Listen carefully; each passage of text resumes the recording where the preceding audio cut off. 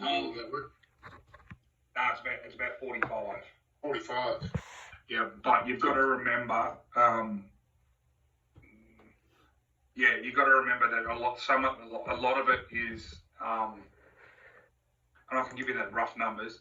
A lot of it's on accredited escapes, so we don't lose that water. Yeah. Yeah. But regardless, just keep going. We can play up the figures, but I think at this stage it's really just so we can understand it a bit better. Yeah. So let's just work on 30. Just go there and we'll work through the principles of what you're trying to do. Okay. And then the Moela channel itself is about 10. Is that about right? Yeah. So when we drain it, and you already mentioned a bit. I kind of want to understand a bit better on whether it's a metered or unmetered escape. Is that? It's an accredited. Accredited. Yeah. So accredited escape. Yeah. So how does that work? So what that means from there is typically an accredited escape, we've got 4 of them at the moment. That's the Edward River escape, the Finley escape, the Warkall River escape, and the Paracuda escape. For every megalitre we put out there, we get a 1-for-1 credit back. So we don't lose that water. So it simply just goes into the river and they credit us back. So the loss there. So from a monetary point of view, there's nothing lost and nothing gained. Yeah. And is there any limit to that? No. I mean, we've got to work with them operationally to do it. So how it actually physically works is that we've got the way we drain, and I can send you this. We drain based on a set of principles on who gets the water first, and the first point of call is the accredited escape. So anything that's linked to that goes straight out them, and we get accredited back. Yeah, well, that makes sense. Yeah.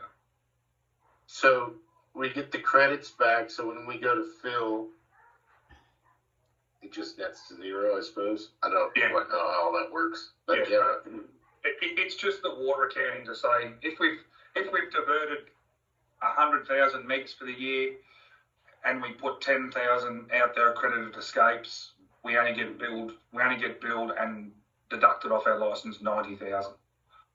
Yeah. And those are credits for the carrying credits? Is that right? Yeah, we can use it. As long as we've got carryover space, we can carry that over. Oh, to carry it over as well, yeah. Yeah. I know. And I've spoken to Piss a bit. I know nothing about this is simple. No. Oh, it is. I mean, what are you trying to? So what are you trying to achieve in the end with the business case?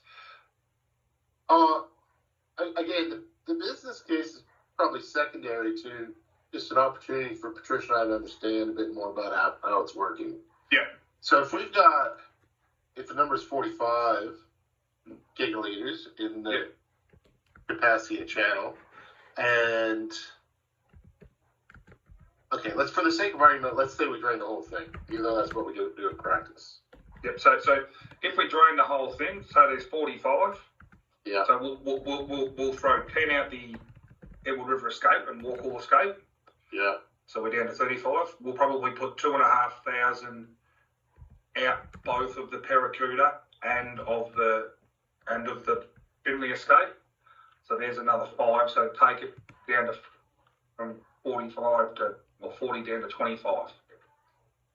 Yeah. Yeah. So we would either sell to customers the 25, or if they don't want it, we'll either give it to them for free, or if they still don't want it, we'll tip it out unaccredited escapes. Right. When we sell it to them, do we sell them at a discount because they know we need to get rid of it? No. No. The discount is when we need to get rid of it. So the way we do it is if you want the water guaranteed, because you've got to remember, depending on the season, it's a very critical time of the year that they want to water around early May. Yeah. So we say it's guaranteed if you want it, or if it's what's called supplementary off allocation, and we'll say you can take as much as you want, but it's not guaranteed. You'll only get it, and they don't get. We lose that water, but we charge them delivery. Yeah. So it doesn't come off their water account. Because so we balance two things. We deal with their financial account when we charge them for delivery, and then we work with them for their water account and how much water. Oh, gotcha. Yeah. So we charge them for delivery, but their water account isn't charged. Yeah, that makes sense. That's exactly right. Yeah. Yeah, okay. That makes sense to me. Yeah. All right, so if it goes out, so say we don't sell it, so we're from 45 down to 30 roughly after pushing it out of accredited escapes. Yep. And it's just due to geography that we can't get it up. Yep. You know, like ideally we just push it all out, those escapes, right? Yeah, that's right. But you can't. You know, some of you engineers think, but you can't push water up it. I know it's tricky though. Yeah. Contrary to what some people say. So so that's down to 30. Then we try to sell it. And if we can't sell it, we give it away. And if we can't give it away, we push it out unaccredited escapes. Yeah. But from what you're trying to work out there is that even if we give it away, it's still a water lost opportunity for us. Yeah, I get that. Yeah. Yeah. Is there any opportunity to getting more accredited escapes?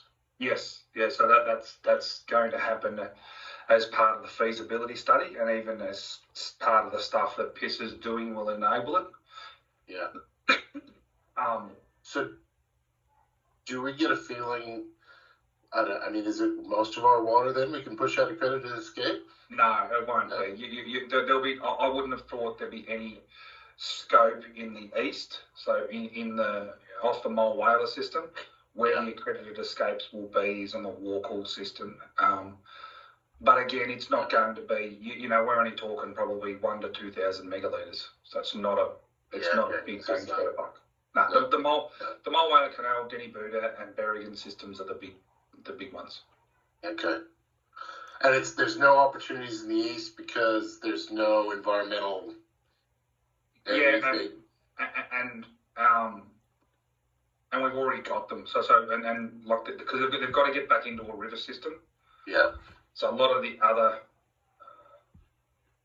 escapes in the east all end up back in the Box Creek or wherever, but it's not really a river system. Yeah. Yeah. So if we're going to put a dollar amount to the water that we lose, pushed out unaccredited escapes, do we have a dollar figure for that? You've got that there. It'd be $150 on average. Yeah. And again, that's just the long-term temporary water price average. Right. It's as good a number as any.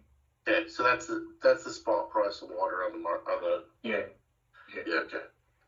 I mean that changes in any given year, but when you're doing a long-term strategy on what you want to do, just use that. Yeah. That makes sense. Yeah.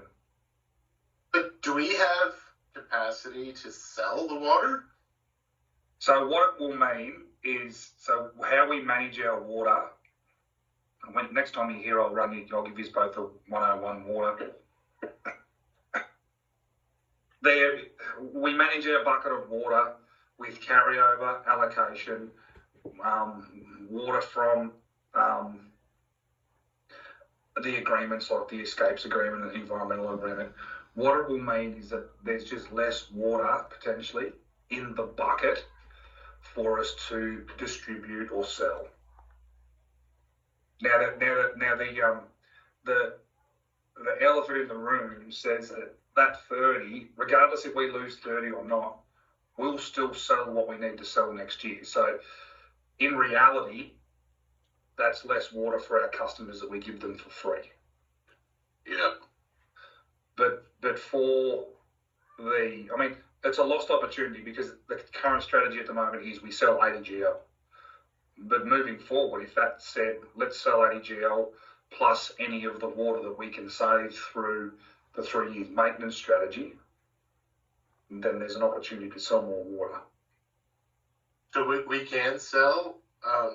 Do we just sell it on the spot price like everybody else? Is that what? Yeah, and that's what we do. So with the sustainability product, that's exactly what we do. Yeah. Yeah. And what's AGL? What's that acronym?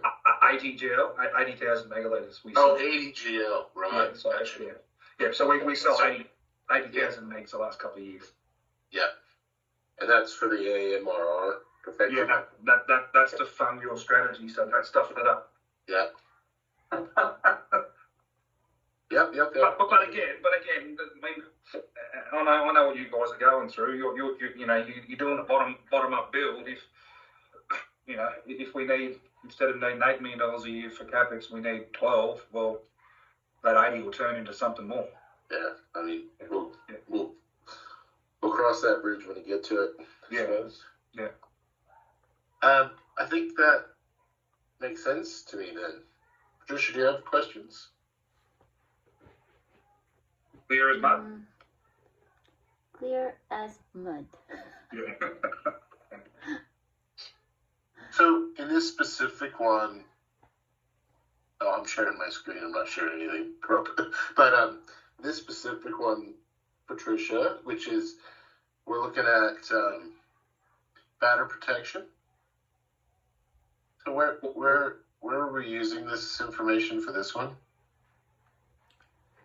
For the business case? Yeah. Was it the cost to do the works?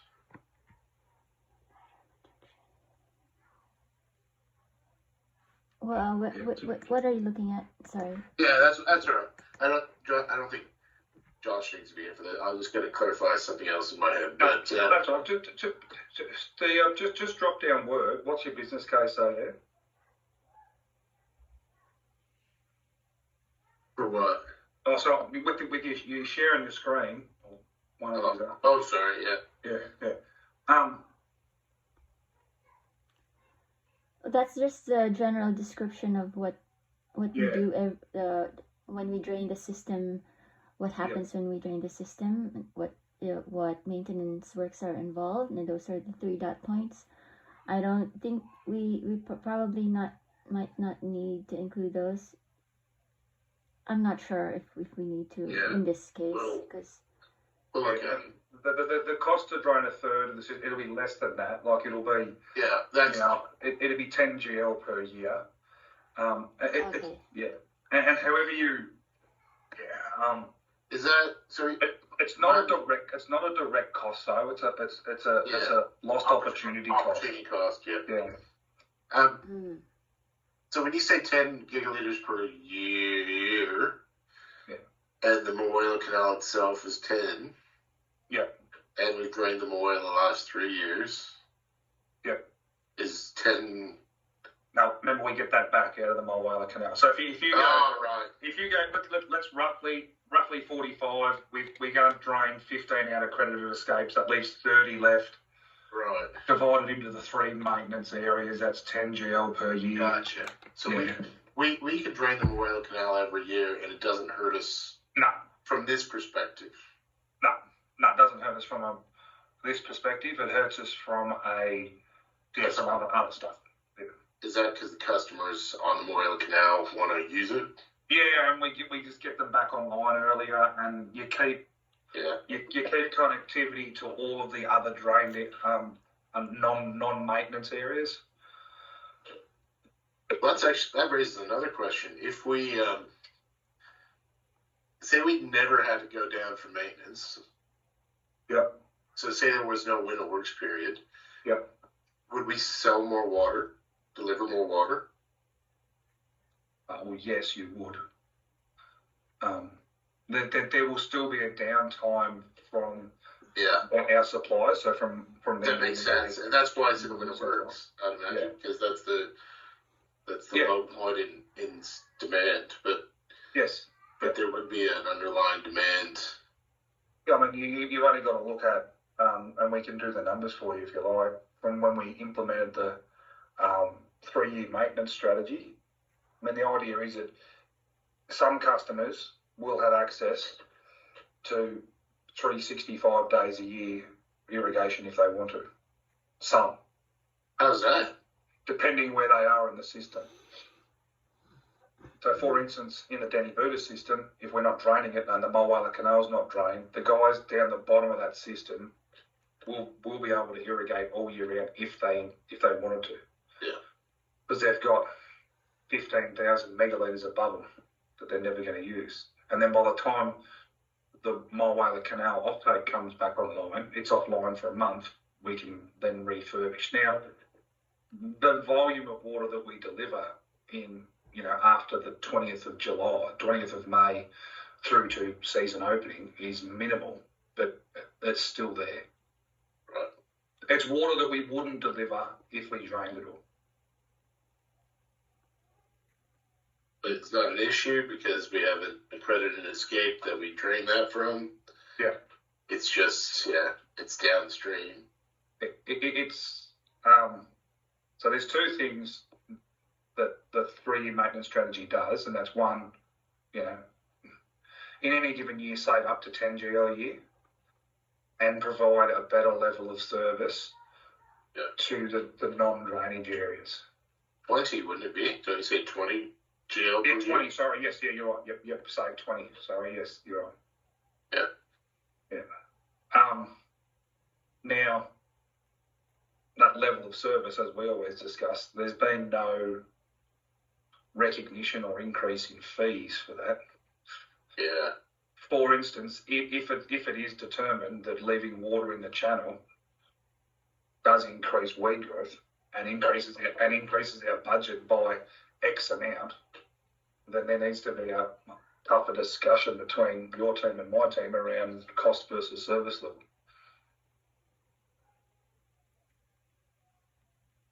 Yeah.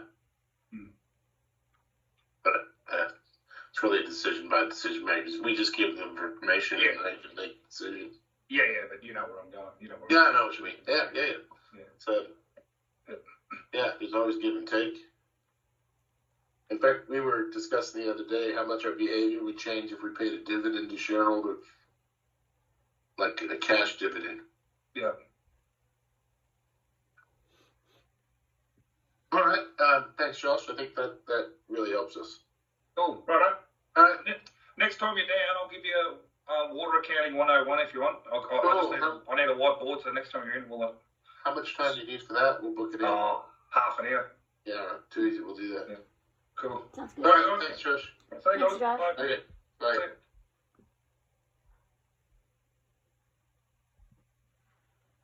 Clear as mud. Clear as mud.